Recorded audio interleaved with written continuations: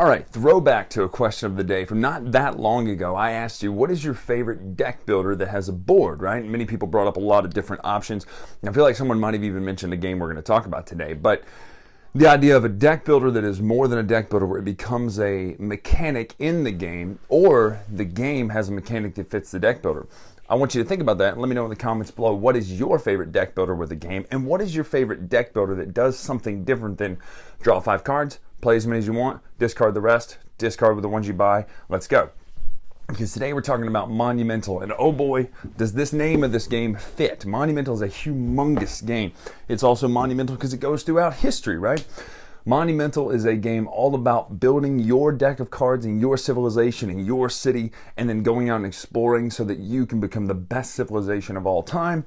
And that is represented through, of course, victory points. So today we're going to take a look at Monumental from FunForge Games right now.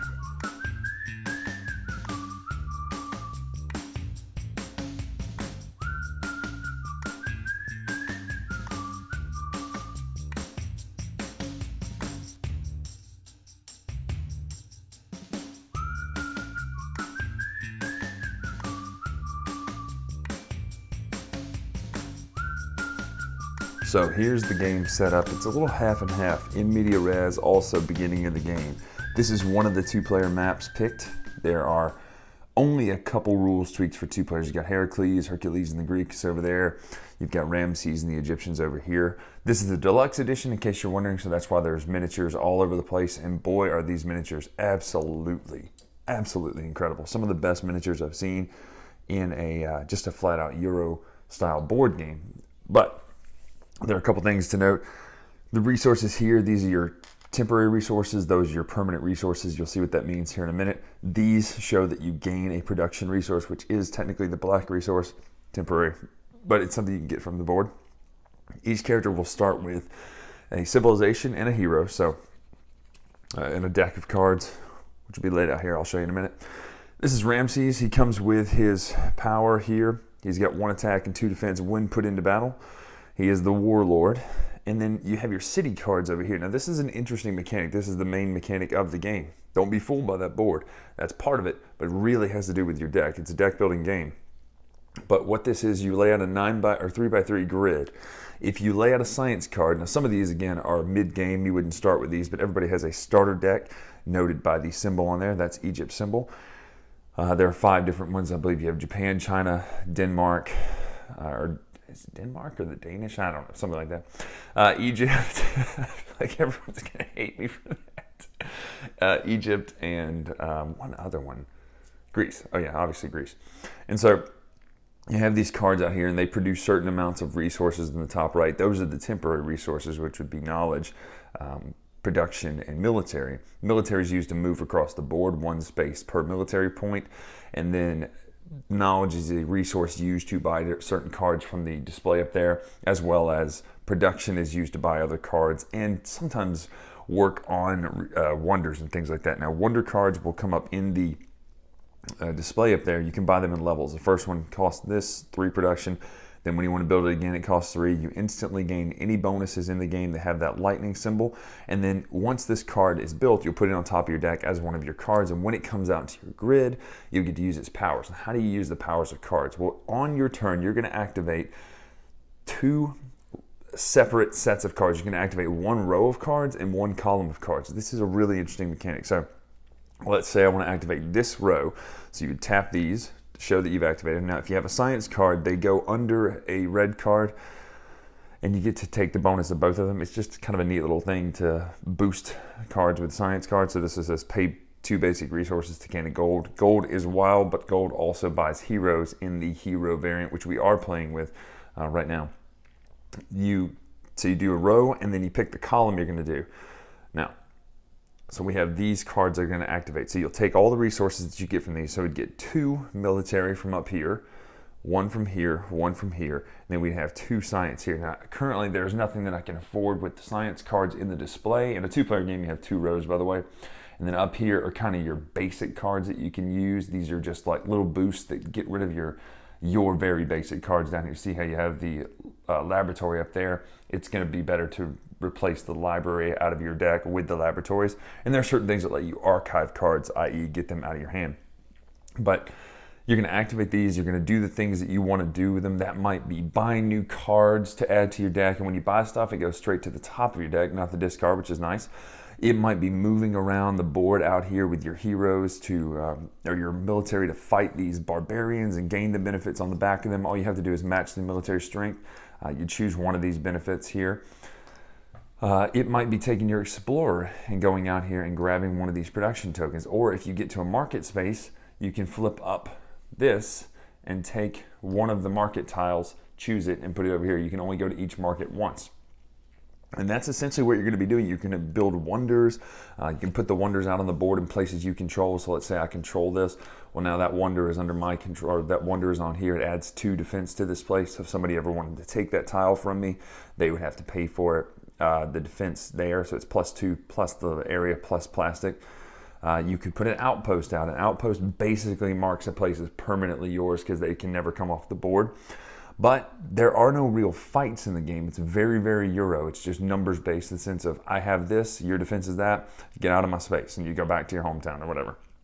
The Heroes variant just adds neat little heroes. You got Leonardo da Vinci, Thomas Jefferson, different people throughout history that are going to be in there. And there's a Monsters variant too.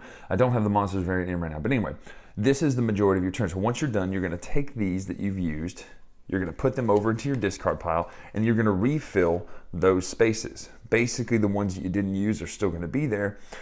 Really interesting mechanic, that grid versus just a hand of cards. And then in a 2-player game, if no cards were bought, you're going to rotate the 2 off the end, and then you're going to put more to fill up. These will slide down, and you put more to fill up.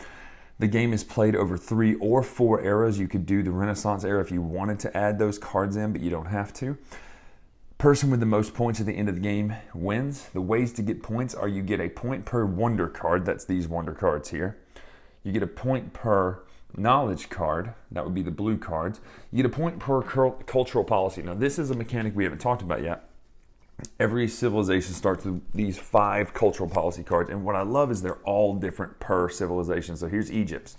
And they're very Egyptian, like they fit thematically. Notice in the bottom, they cost 1 to 5 cultural resources. So the culture is the other resource that I mentioned that's a permanent resource. Basically, what I mean by permanent is, much like a deck builder, these 3 resources you lose at the end of the round if you don't spend them. Culture and gold last through rounds. These cost a point per cultural policy you have in place. So the first one is 1, second one is 2, 3, 4, 5, so on. The way this works is you always get the lightning benefit, so you can archive a card, boom, with the guilds, okay? So this is now in play. We have the guilds is a policy, cultural policy in Egypt.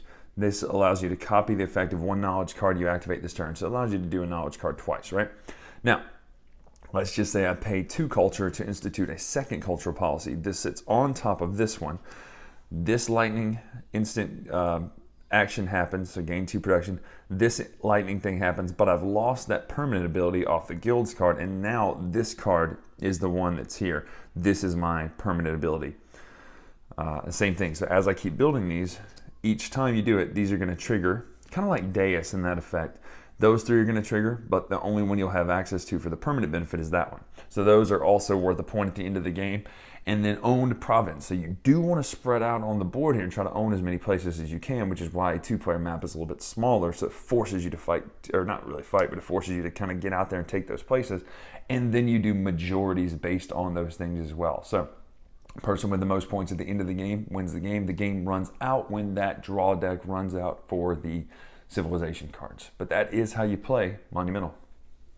So that's Monumental. Lot to love, right? First of all, it looks gorgeous. Now, I'm playing with the deluxe edition, admittedly, but even if you're playing with the regular edition, the game just looks pretty. Like, all of the art on the cards is so, so good. Don't get caught up in just the miniatures. We're going to talk about that in a minute.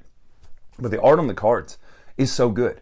It all fits. It's thematically, it fits. It's like the best of 7 Wonders, but just dug in even deeper, specific to each civilization, which is really, really cool. And I love the historical aspects of this. I love that we get like Jefferson and Tesla and Einstein and these characters along with Cleopatra and Shakespeare. It's just really, really neat the way they've done this. So Let's talk like we normally break down. Let's talk about art and presentation. First of all, top notch. The game looks gorgeous, both the card art and now we're going to talk about the miniatures. Now, if you don't have the deluxe edition, again, the game looks gorgeous, but that's the end of the presentation part there. The game looks gorgeous. Now, if you have the deluxe edition with these miniatures, they're some of the best board game miniatures I've ever seen. And when you hear board game miniature, you go, oh, quality dip, I get it. No.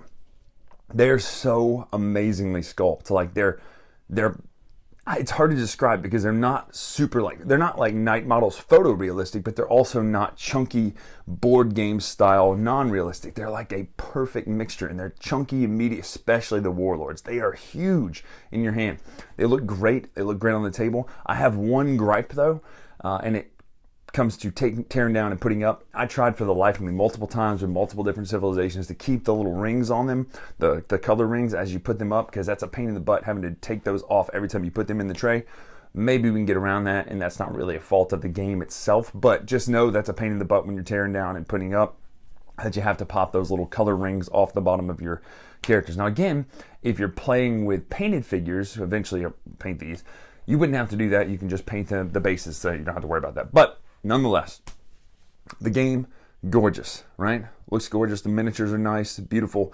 Hands are gorgeous. Now let's talk about mechanics of the game. We're going to talk about this in two steps. We're talking about the board itself, and then we're going to talk about the deck builder. Now, yes, they're related, but they're very separate at the same time that they're intertwined, if that makes any sense. So here's what I mean. First of all, let's talk about the board itself. Pretty basic, actually. You're just moving across a board, and if you have enough power, you take that province, right? There's not like combat, there's not even Scythe-style combat where you're like playing hidden cards. It's just, do you have enough power to take that place? It's yours. Basic, simple area control. That's all it is. But a couple little tweaks. The boards and maps do change. You can set up your own maps if you want. You get markets out there. You can go get some goods from the markets. The better you explore, the better you get resources, the better these barbarians you get, the more stuff you get in your civilization. So it makes sense and it's worth it to go out there and fight and explore. But just know that it's not like the most super engaging part of the game. The most engaging part of the game comes from the actual cards. Now that seems weird because I'm not a card game person typically, right? I like card games, but they're not my favorite.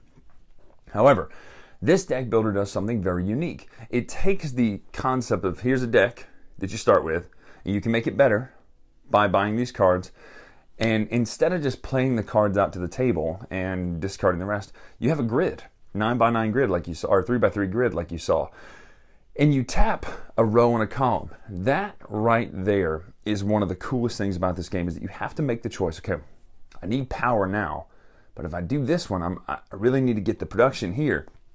I'm making that choice of which row and which column, and then hoping that you can combo it in another round, because the card you just bought, that hopefully you can time it out mathematically where, okay, well, this card is going to go here in this slot based on when he bought it. It's a lot more thinky than it looks at first. You have to kind of think out your turns, and that can slow it down a little bit, but it doesn't really slow down much. It goes pretty fast, a la deck builders typically. I like the fact that there's temporary resources and permanent resources. It even gives you the little tokens if you want to keep track of the temporary. Most of the time we just do it mathematically in our head, go, okay, I got 3 power, just spent 3 power, boom. But that is a cool mechanic, the idea of you tap them and you get rid of those, and then you fill up those slots, and if you have a blue card, you lay a card on top of it. Those blue cards are worth points at the end of the game. I really like the incentives to do the different mechanics, if that makes sense. There's an incentive to go out and buy wonders and get those wonders built because they're worth victory points. There's an incentive to get the culture points so that your culture can institute the most cultural policies and get those victory points. There's an incentive to go out there and explore the board. So it's not points-sality in the sense that, well, you can just get points everywhere. They're very limited how many points you can get from each thing, but there's an incentive structure to get out there and do those things, and that's interesting to me. Now, overall, presentation, the game and everything like that, it's a good, solid game. It's a solid, good deck builder. I'd give it about a 6.5, 7. Solid deck builder, good just structurally. The only gripes I have are not with the presentation or the look or the mechanics. Really, the main gripes I have are with the rule book. There's a couple things that are worded ambiguously that aren't super clear, especially the Greek architecture card in the cultural policy. It's not worded really clear. There's no FAQ for it. There's no place to look up and see, and it's really hard, by the way, trying to Google the words Greek architecture monumental and come to anything that's not in the year 732 BC. There's nothing. It's really hard because those are very ambiguous words. So that's not the only issue. There's a lack of here's what this symbol is. There's none of that. You open the rule book starts with words and doesn't show a full picture of the board laid out. I mean, there's the other one that shows the board, but it doesn't show this symbol means this symbol means this symbol means this. Usually we just breeze past those in games, but I feel like that was a little bit of an oversight in this game. Again, it's in the rule book. You can find these things if you have to put 2 and 2 together. Go, oh wait, this must be production, this must be military, and this must be this. I get it. But I would like just a quick index of like, hey, here's what these are. And maybe I'm missing it. I've looked all over high and low, but that's a gripe I have with the game. But as far as the mechanics, is one of the most structurally sound deck builder type games there is because you're doing more than just getting cards in hand. I also like the fact that you put them on top of your deck. Structurally sound, beautiful looking, solid deck builder. A lot of history involved here. A lot of cool little modules in just the base game with heroes and villains. So that's Monumental. If you're into history, definitely check this one out. If you're into deck builders, definitely check this one out. And if you're into like heavy, crunchy fighting games that are area control, this one is not for you in that sense. It's more of a lighter area control game driven by this card mechanic. So I'm Brian Drake here on the Dice Tower. Make sure to follow us on Twitter, Instagram, etc. at Dice Tower Brian. Until next time, we'll see you.